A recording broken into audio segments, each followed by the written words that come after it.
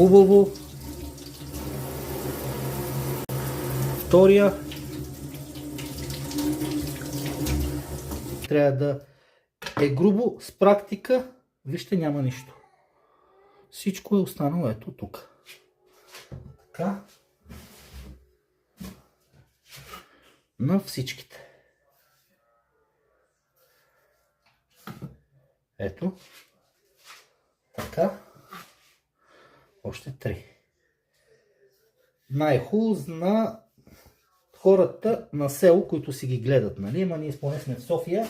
Затова ви казвам, винаги взимайте най-скъпите продукти. Ако искате все пак горе-долу, нали, да ядеме по-качествени плодове и зеленчуци. Така.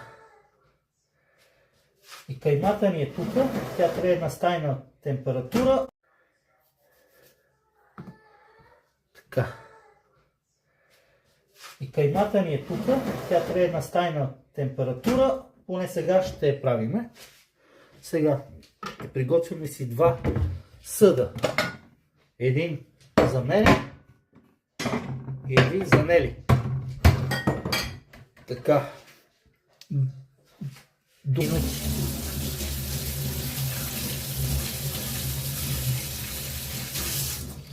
И се остава. То се учи. Там да засаждаш, да ги таковаш, аз нямам никаква и представа с какви се обработват препарати, трябва да гледаш в нета и да ходиш, ако съм там цяло лято, да. Аз не съм цяло лято там. И Леля ми не е, така че. Един ден нашите, като стана там за по-дълго, защо не? Защо не? Така, хайде. Отиваме сега да правиме кюфтетата. Ето виж ги. Прави се сместа. След малко отиваме какво да готвим. Тоест да... Опа.